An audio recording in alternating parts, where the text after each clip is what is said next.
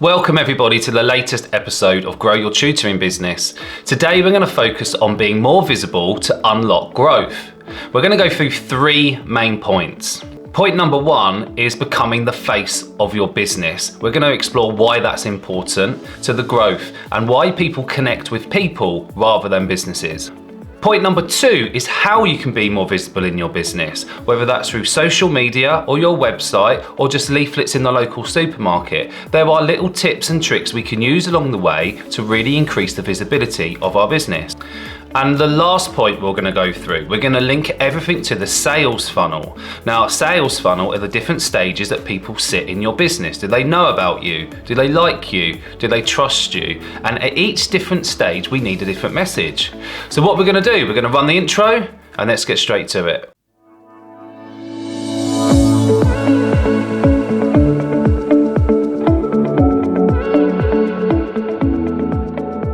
Okay, let's tackle point number one. Point number one is becoming the face of the business. What does this even mean? Well, research suggests that becoming the face of your business gives people a chance to get to know you. Now, people buy from people, they don't buy from businesses. There are a few things I'd like you to go and research. Like, there's people on Twitter who use and leverage their followers on Twitter to sell a business.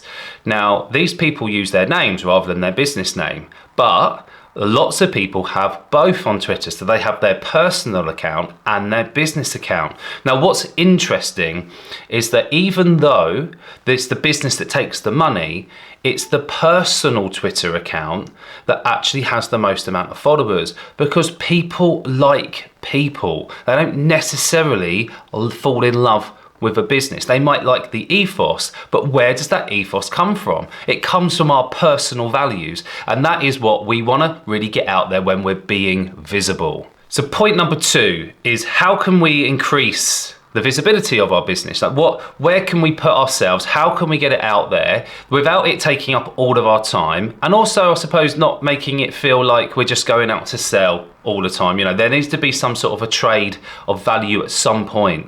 So increasing the visibility actually puts a little bit more pressure on the business, because there has to be a purpose to that visibility. If you've got a series of social media posts going out, like, what's the purpose behind it? Is it a case of you just want to start getting it out there and receiving feedback? So it could be that you're promoting a service, but you're putting it out there with the benefits of attending or if it's face-to-face, or signing up if it's an online virtual summit or lesson or webinar. But there has to be a trade-off in value. Like, why would people want to attend? Why would people want to sign up? If it's a freebie at this point, and you might be doing some free trial lessons, or you might be doing like a webinar for parents, those kind of things, so be getting yourself out there a lot more, what would be the reason for them to sign up? So be really clear about your visibility as well. Like, is there a journey involved for the person on the other side of the screen? Because if there isn't, and they really love what you do, but you're not taking them on a purposeful journey towards a sign up to a service, or even if it's just a monthly newsletter that you'd love to have people subscribe to, if there's not that journey, they're just going to fall away. And we don't want them to fall out of our world. We want to keep them in our tutoring business world so we can continue to serve them. When you're increasing the visibility of your business, there has to be a purpose behind the visibility. Take your customer through a journey. Map the journey out from the moment they know you to the minute they will buy from you. And there are little touch points along the way. Make it really clear what it is that you would like the customer to achieve. Increasing the visibility can be done in a number of ways. The easiest way is through social media. So what social media channels are you in? Are you on Facebook? Are you on TikTok? Are you on Instagram? Are you on Reddit, for example? Now, I'm a big advocate of really focusing on one thing and doing one thing really well. So if you are on Facebook, go all in on Facebook for a bit. Just see if you can make Facebook work. And I say for a while, I'm going to say 3 to 6 months. Go and join groups where your ideal client are hanging out. Now, you might not know who your ideal client is at the moment. Most tutoring business share a similar ideal client. parents of a particular age, parents of children of a particular age that we would work with, that we can share our expertise with.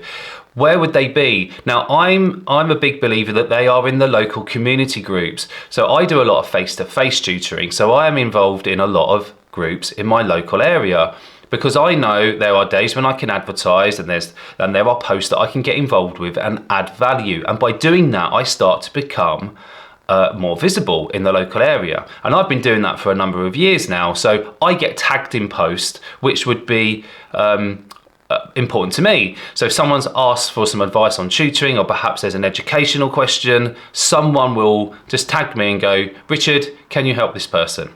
And it's as simple as that. Did it happen overnight? Of course not. You've just got to put yourself in the right places, become visible and become known over time, and then you will become that go-to person. I'm not the only go-to person in the groups. Of course I'm not. There are other experts around, but that's the nature of any business. There's always more than one business operating in an industry. Top tip, get involved in as many Facebook groups as you can. If Facebook isn't your social media, think about how you could reach your ideal client or potential customers on your chosen social media platform. Now, the reason we focus on social media so much in tutoring and other online businesses as well is just because that's where people are hanging out the most at the moment. That is the current trend. So we need to have a way of being present in these places, because that's going to provide an easy way to make contact. And also it's free. If you're further down the road in your business, you might have websites, in which case it's going to take you down there what we call the SEO, which is search engine optimization of your website, so that it ranks higher in the search engines. And really, we're talking about Google. Google is the #1 search engine, and we fight for space. We fight for that first page. So then that takes time and effort. And in the same way as Facebook or TikTok or Instagram takes time and effort. And so we need to start focusing on those things. Let's just talk about the different types of posts that you could become visible in. Now, if you are like me 3 years ago, when I was a little bit like, I don't really want to be on video. I felt like I was a little bit icky, don't like the sound of my own voice.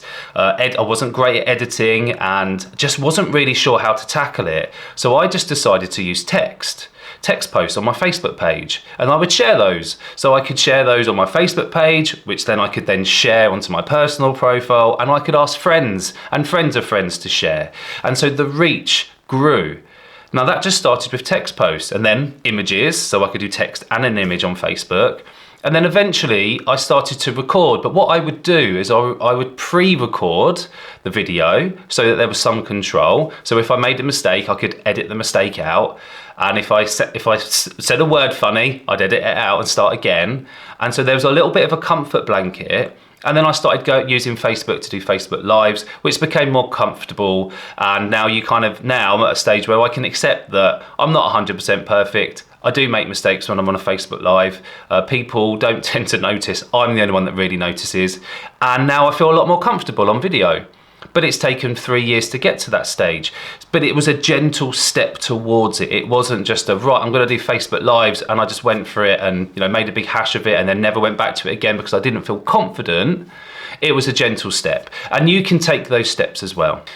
There is another way to grow your audience and become more visible, and that's by using paid ads. I feel that paid ads get a bad name because there's lots of us who would say, I've tried Facebook ads and it didn't work. Most of the time it's because we didn't have it set up in the right way. We didn't have the right support. Really, we were trying to see if we could do it on our own, and it doesn't work.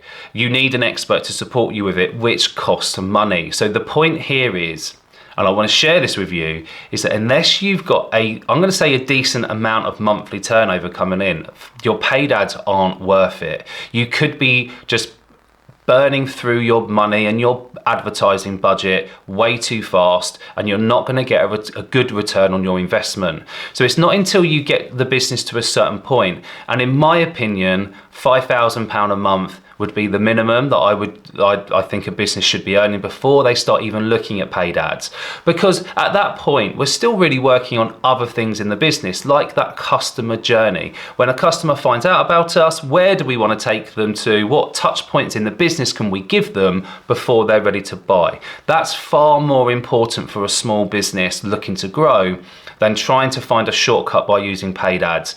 Most of the time, we can't afford the experts to help us grow at that point until we're at a certain turnover level. Now, you could take a risk early on. I've taken a few risks before that have paid off. I've also taken a few risks that haven't, and learned and got burnt and learnt my lesson. So point number 3 today is about linking the first 2 points to the sales funnel. Now, if you've not heard of a sales funnel before, there are 4 stages, but I'm going to simplify it to 3.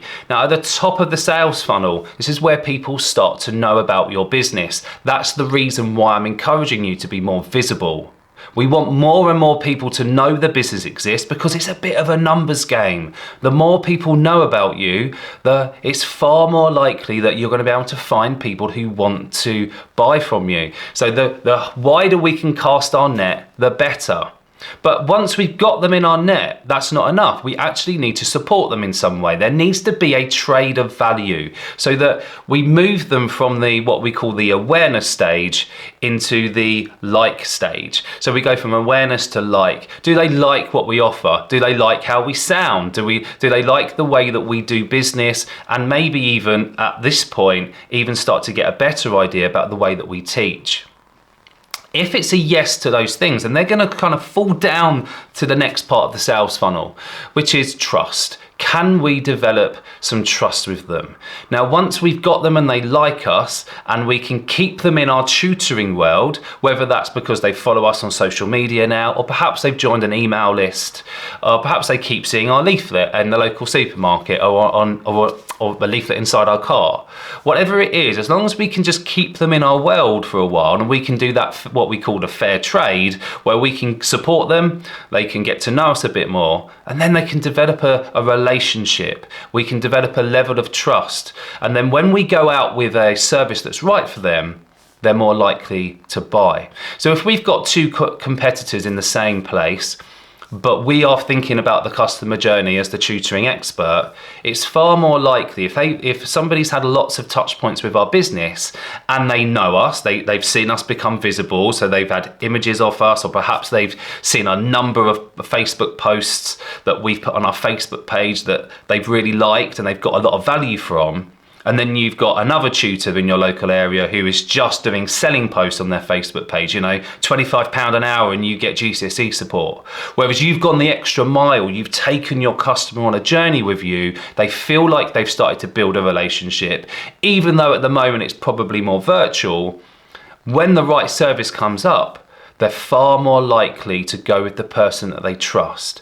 Now remember, people are buying from people, they're not buying from a business. So they need to get to know you as a person so that they can develop that trust. And I wish it was as simple as just making sure they get down the funnel and so they buy, but there's going to become a point where there's a sales opportunity, where you're putting something out there for a sale, you've done all the hard work, they're now at the point where they trust you, they're ready to buy. Now it's what we call the closing part of the sales process. How are you going to close? And that's a skill and a podcast for another time. But you do want to be thinking about someone moves towards you, you've done all this hard work of being visible, but now you've got to close the deal. To get them on board, get the payment details, make sure all of the onboarding information is set out for them so they know exactly what to expect. And then the process is over. But then you keep going back and repeating the process because there's going to be different people stuck at the different stages. You need to make sure you're going back and serving them all. So let's conclude everything. There's the 3 main points. You need to become visible. We've had a quick conversation about how to become visible in your business and where to be, but also we've related it to that sales funnel process, which is really important.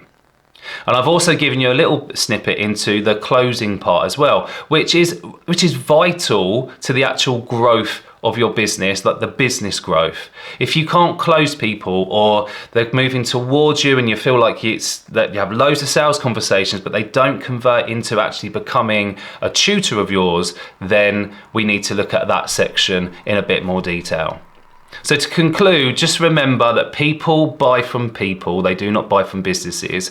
Make sure that you're giving everybody the opportunity to get to know you a little bit. Make sure that you are trying to develop that relationship. Give your potential customers a chance to touch base with your business at different points and in different ways, so they get to know you a little bit better. That's it for me. Look out for the next episode coming up. I'm going to put on the YouTube channel, I'm going to put a link to a free resource all about the sales funnel. You'll be welcome to download it. There'll also be a link in there to places like the Facebook group. Remember to subscribe to the YouTube channel to stay up to date with everything. I hope your business is going from strength to strength, and I'll speak to you all very soon. See you later. Bye-bye.